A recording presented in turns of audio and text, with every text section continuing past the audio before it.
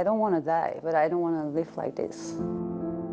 I see a really burning injustice in the way that people who are terminally ill are treated. Richard's biggest fear, and I can still see it in his face, was that the drug wouldn't work. All he wanted was to go to sleep. Should we have the right to choose when we die? The campaign to legalise assisted dying has been gaining momentum, with a growing number of MPs now in favour. And it's now for the House of Commons to make a decision to introduce what I think could be the great social reform for this government. But there are fears it could lead to a slippery slope. I think we are right to feel worried about it and to be saying absolutely not. We travel to Belgium and the Netherlands, where euthanasia has been legal for nearly 2 decades. Usually we use barbiturates at a very high dosage because it induces a very deep sleep very quickly. And hear the warnings from experts there. If you open it up to some category of patients, other patients will have a right to say, well, why not for me?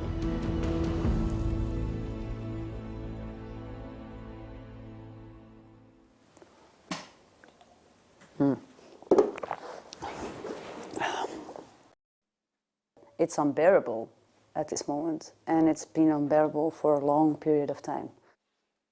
Amy de Schutter is young and physically well, but she's been granted the right to die whenever she wants, after 3 doctors agreed her mental suffering is unbearable.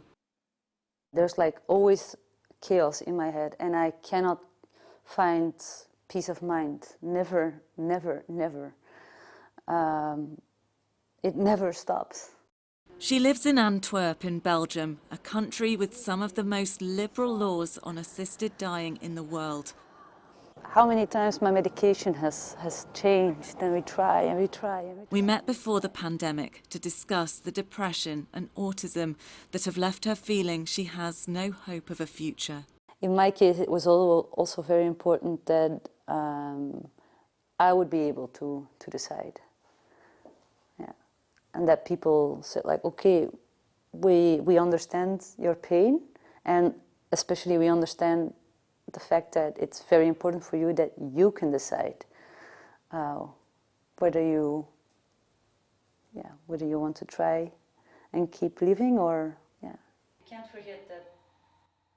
After multiple suicide attempts and years spent locked in psychiatric institutions, the decision by doctors to grant her request came as a relief.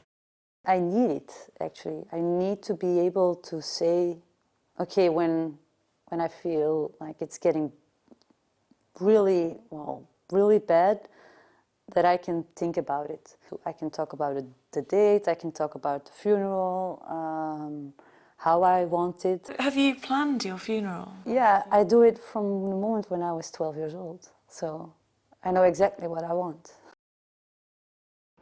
It may seem extraordinary that any country would allow the death of a physically healthy young woman, but in Belgium, an assisted death is an option for anyone with incurable suffering, whether physical or mental. I left Amy and headed to Brussels to visit the leading cancer hospital. So how do you approach that conversation? Doctors here are asked about euthanasia on a regular basis. But in the hospital, it's maybe every day. Many patients are thinking about that. Usually we use barbiturates at a very high dosage because it induces a very deep sleep very quickly without problems. If the patients fall asleep, it doesn't feel he fall asleep, basically. You control everything, that everything is okay. No pain, of course. And once you control the heart, it's over. You say it's over. At this moment, you were a doctor for, let's say, 15 minutes, and then you become a human. That this kind of death is so widely available, even to people who aren't terminally ill, shows just how far assisted dying, once legalised, can be extended. Fear of a slippery slope is the main argument against allowing any assisted deaths in the UK, even for people nearing the end of their lives.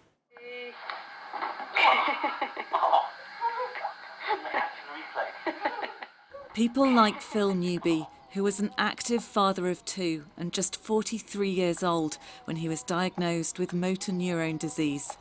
It does make me think, you know, I'm glad that we did these holidays. Yeah. 2014. Yeah, 14, yeah. So I'd just been diagnosed. Yeah. As his health deteriorates, he'd like to be able to choose when to end his life and die at home in Rutland with his family around him. Okay. I understand and I'm reconciled to the fact that my life is going to be foreshortened by, a large amount. But I think part of living a good life is not living in fear, and living in fear of a long and drawn out, unpleasant, horrible death is a way of sort of taking away a good quality of life. Last summer, he became the latest person to challenge the total ban on assisted dying in the High Court, arguing for a very limited change to help people in his position. I see a really burning injustice in the way that people who are terminally ill are treated by the legal system. There's been a growing campaign for a change in the law. Parliament has consistently voted against assisted dying, but minds are changing. I was, as a student and as a young MP, adamantly opposed to assisted dying. And over the years, my view has changed completely. Former Government Minister Andrew Mitchell is now co-chair of the all-party parliamentary group for choice at the end of life. We need to make clear that we are not looking here for a massive change. We're looking for very, very tight reform. Do you think that we could see assisted dying being legalised within this Parliament?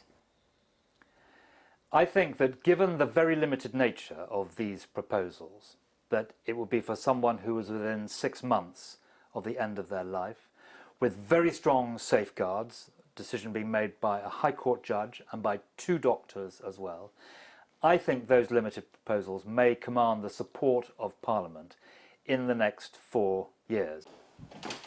Every year, dozens of British people are already choosing an assisted death, but they have to go abroad, and it's against the law for anyone to help them. Retired teacher Elaine Selly risked prosecution when she went with her husband Richard so he could end his life in a clinic in Switzerland. Motor neurone disease had left him unable to speak, walk or swallow. He recorded this just days before his death. Having to be able to fly means that I am choosing to die earlier than I would prefer. If an assisted death was possible in Scotland, I would be able to die at a time of my choosing, at home. It's just stuck in my head and in Peter's.